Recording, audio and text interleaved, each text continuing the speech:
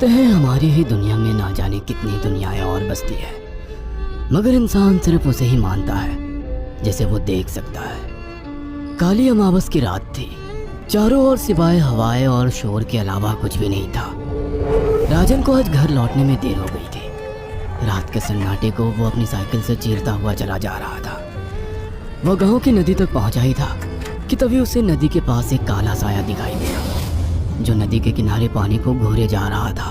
इतनी रात को नदी के पास देखकर राजन के ना जाने क्यों रोंगटे खड़े हो गए। उसे ऐसा महसूस हुआ मानो उसके पैर साइकिल के पैडल पर जम गए हो। राजन कपकपाते हुए होठों से बोला, कौन है वहां पर? राजन ने इतना बोला ही था कि अचानक वो साया बिजली की रफ्तार से दौड़ता हुआ राजन के नजदीक आ गया। राजन की नजर जैसे ही उस साये पर पड़ी, उसके हलक से एक भयानक चीख निकल गई।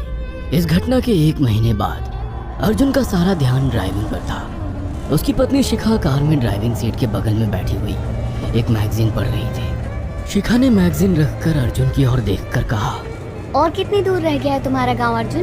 बस थोड़ी दूर रह गया है, आधे घंटे में हम पहुंच जाएंगे। तुम्हारे चेहरे पर इतनी टेंशन क्यों है?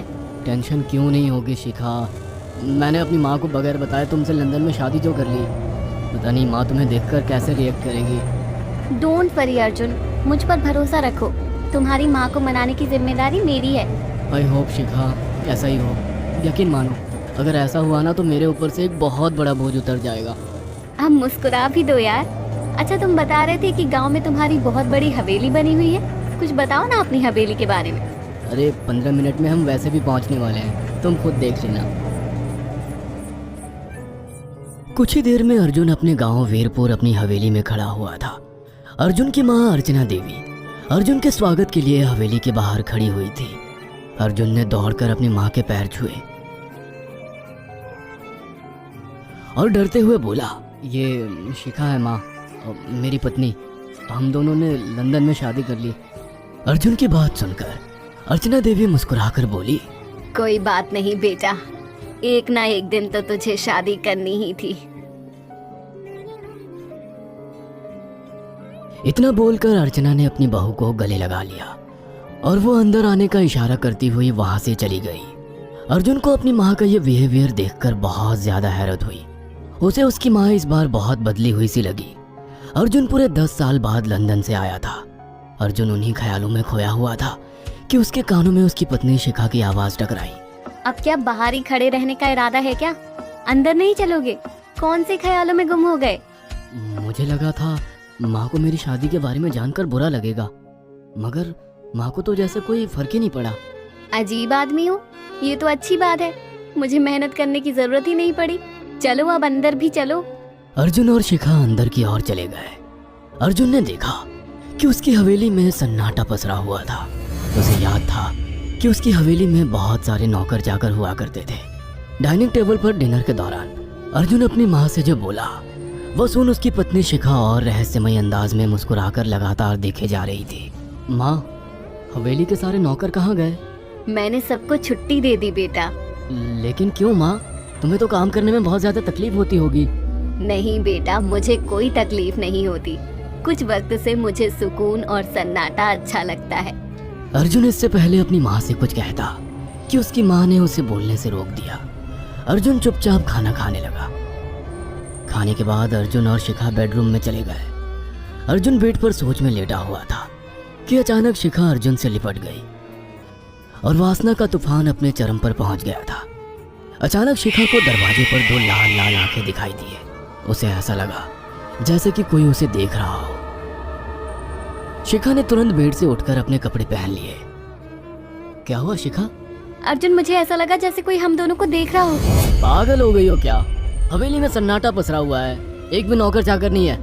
तुम्हें वहम हुआ होगा। तुमने तो सारा मूड खराब कर दिया शिखा, अब सो जाओ। उस रात अर्जुन तो गहरी नींद में सो गया, मगर शिखा की आंखों से नींद कोसों दूर थी। अगली सुबह शिखा जल्दी उठकर किचन की ओर चली गई, मगर उसने देखा कि उसकी सास अर्चना नाश्ता तैयार कर चुकी थी। माँ, आपने तकलीफ क्यों की? मुझे बुला लेती आप।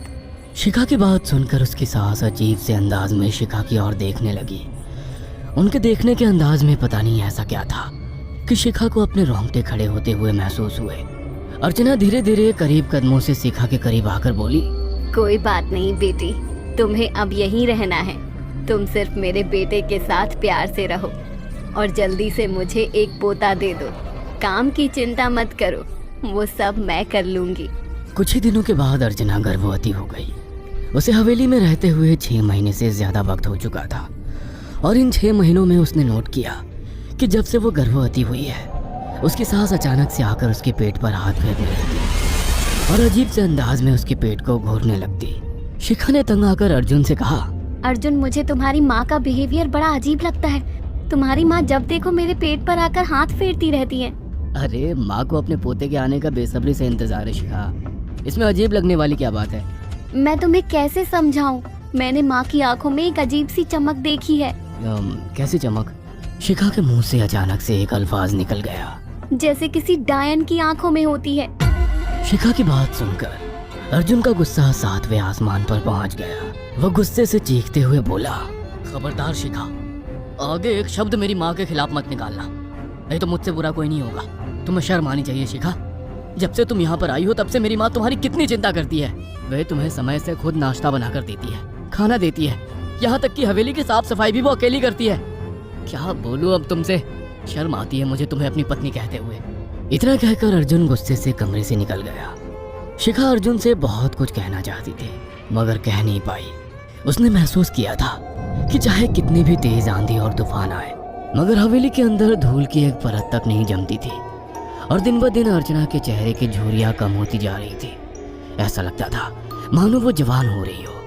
शिखा के अब 9 महीने कंप्लीट हो चुके थे और एक रात अचानक उसे प्रेगनेंसी पेन होने लगे। वो दर्द से तड़पने लगी। ये देखकर अर्जुन घबरा गया। वो दौड़ा दौड़ा माँ को बुलाकर लाया और बोला, माँ, हमें तुरंत शिखा को किसी अच्छे हॉस्पिटल में एडमिट कराना होगा। अर्जुन ने देखा कि उसकी माँ ने उसकी बात को सुना ही नहीं। वो तो बस शिखा के गर्भ की ओर आंखें फाड़ फाड़ कर देखी जा रही थी। अर्जुन एक बार चिल्लाकर कहा, माँ, हमें शिखा को इसी वक्त हॉस्पिटल में एडमिट कराना होगा। नहीं, शिखा की डिलीवरी हॉस्पिटल में नहीं, इसी हवेली में होगी। लेकिन इस हवेली में आपके और मेरे अलावा कोई नहीं है। तभी शिखा दर्द से तड़पने लगी। अर्चना ने अपने बेटे को धक्के देकर कमरे से बाहर निकाल दिया और दरवाजा बंद कर लिया। अर्जुन हक्का बक्का रह गया। अर्जुन दौड़ता हुआ गांव की ओर गया। उसने देखा कि गांव में एक पेड़ के नीचे गांव के सभी बुजुर्ग इकट्ठे थे। उनके हाथों में जलती हुई मशालें थीं। अर्जुन उनके पास पहुंच गया और बोला, मेरी मदद कीजिए, मेरी बीवी को प्रेगनेंसी दर्द हो रहे हैं। आप प्लीज किसी दाई को बुला लीजिए, जितना पैसा चाहिए देने को मैं तैयार हूँ। तभी उसके कानों में गांव के सरपंच की आवाज टकराई, बेवकूफ लड़के, तू अपनी बीवी को एक डायन के यहाँ पर मरने के लिए छोड़ आया। क्या कहना चाहते हैं आप जानते हैं आप क्या कह रहे हैं? वही जो तू सुन रहा है। तेरी माँ एक डायन है। इन गांव वालों के हाथों में जो मशाले देख रहा है ना, हम तेरी ही हवेली में आग लगाने जा रहे थे। तेरी माँ ने इस गांव में ना जाने कितने नौजवानों को मार कर खाया है। तेरी माँ एक डायन है। लगता है आपका दिमाग खराब हो गया है। आप जानते भी हैं मैं कौन हूँ? हाँ, मैं जानता हूँ। तू ठाकुर धीरेन्द्र प्रताप का बेटा है। तेरे पिता को शक हो गया था कि तेरी माँ एक डायन है, इसीलिए उन्होंने तुझे हमेशा उससे दूर रखा। पहले तेरी माँ ने तेरे पिता को मारा और धीरे धीरे करके वह हवेली के सारे नौकरों को मार कर खा गई और फिर गांव वालों को भी मारने लगी। और अब तो तेरे होने वाले बच्चे को खाएगी, क्योंकि डायन को नवजात शिशु का मांस खाना बहुत पसंद होता है। अगर मेरी बात पर यकीन नहीं है तो चलकर मेरे साथ तू खुद अपनी आंखों से देख ले। इतना कहकर सरपंच अर्जुन को लेकर हवेली की ओर चल पड़ा। उसके पीछे कई लोग थे जो जलती मशाले पकड़े हुए थे। हवेली के अंदर घुसकर उन्होंने उस कमरे के दरवाजे को तोड़ दिया जहाँ पर शिखा थी। कमरे का मंजर देखकर अर्जुन के रोंगटे खड़े हो गए। उसने देखा कि उसकी माँ एक बेहद भयानक रूप में उसके बच्चे का मांस खा रही थी और उसकी पत्नी शिखा फर्श पर मरी हुई पड़ी थी और पूरा फर्श खून से लाल था। अर्जुन को अपनी आंखों पर यकीन नहीं आ रहा था कि तभी उसकी माँ उसके ऊपर झपटी। सरपंच ने चीखकर कहा, अरे इस डायन को आग लगा दो, जिंदा जला दो इसे और साथ ही इस हवेली को भी। सभी लोगों ने जलती हुई मशाले डायन के ऊपर फेंक दी। देखते ही देखते डायन दर्द से चीखने और चिल्लाने लगी और कुछ ही देर में वो जलकर राख हो गई। हवेली में आग लगते ही सभी लोग अर्जुन को खींचकर बाहर ले आए। अगले दिन अर्जुन अपनी पत्नी की यादें साथ लेकर आंखों में आंसू लिए दोबारा लंदन वापस चला गया।